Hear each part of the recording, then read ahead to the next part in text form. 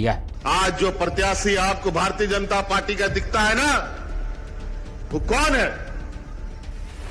ये वो ऐसा बैल है जो खाया पिया झारखंड मुक्ति मोर्चा का, मोटा ताजा हो गया झारखंड मुक्ति मोर्चा में और हल जोतने चला गया भाजपा का खेत में। घाटशिला उपचुनाव में भारतीय जनता पार्टी और झारखंड मुक्ति मोर्चा की लड़ाई अब संगीन हो चुकी है। इसकी बांगी मुख्यमंत्री हेमंत सोरेन का वह बयान जिसमें उन्होंने पूर्व मुख्यमंत्री चंपई सोरेन और बीजेपी प्रत्याशी बाबूलाल सोरेन पर पर्सनल अटैक नहीं करने के सिद्धांत का परित्याग कर दिया है।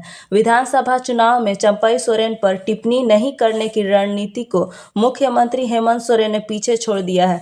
कल्पना मुर्मू सोरेन ने जो चंपई सोरेन पर पूछे गए सवाल को टालती आई थी, जहां अतीत में उन्होंने चंपई सोरेन के लिए केवल इतना ही कहा था कि वे चाचा जी हैं और हम उनका सम्मान करते हैं। अब वह भी खुलकर गुरुजी के इस पूर्व सहयोगी की मुखालफत करने लगी हैं। मुख्यमंत्री हेमंत सोरेन ने चंपई सोरेन एंड फैमिली पर हमला नहीं करने का संकल्प जब तोड़ा तो इसके लिए ऐसे बयान का इस्तेमाल किया जो बीजेपी को बहुत तीखा चुभेगा। इस बयान में मुख्यमंत्री ने ना तो चंपई सोरेन का नाम लिया और ना ही बाबूलाल सोरेन का जिक्र किया, लेकिन इशारों ही इशारों में उनको गद्दार बता गए।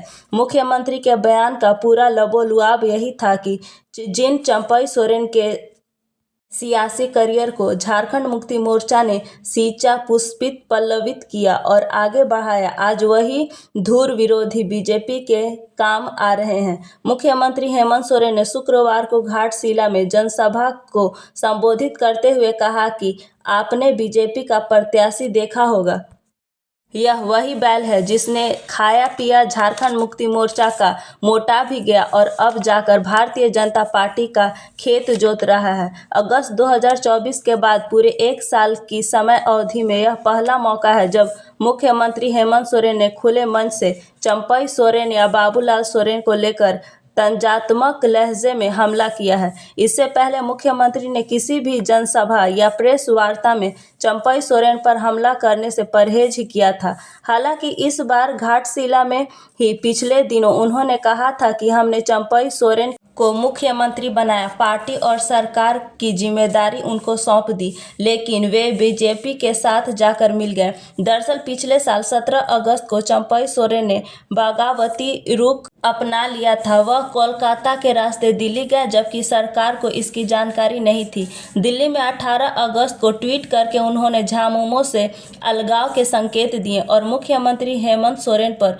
उनको अपमानित करने का आरोप लगाया। 30 अगस्त को चंपई सोरेन औपचारिक तौर पर बीजेपी में शामिल हो गए।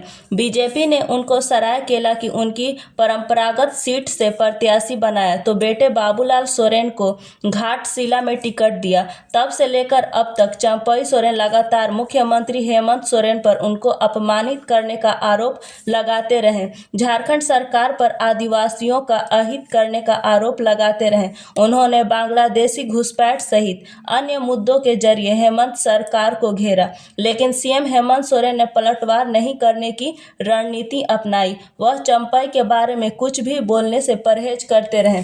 हालांकि अब घाटशिला में मुकाबला बीजेपी बनाम झारखंड मुक्ति मोर्चा से कहीं ज्यादा हेमंत बनाम चंपई हो गया है।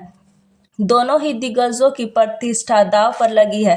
जहां झामुमो इस सीट को किसी भी कीमत पर जीतना चाहता है, वहीं चंपई सोरेन ने यहां पूरी ताकत झोंक दी है। ऐसे में मुख्यमंत्री हेमंत सोरेन के पास विकल्प ही नहीं बचा था कि वे अपने विरोधी का नाम ना लें।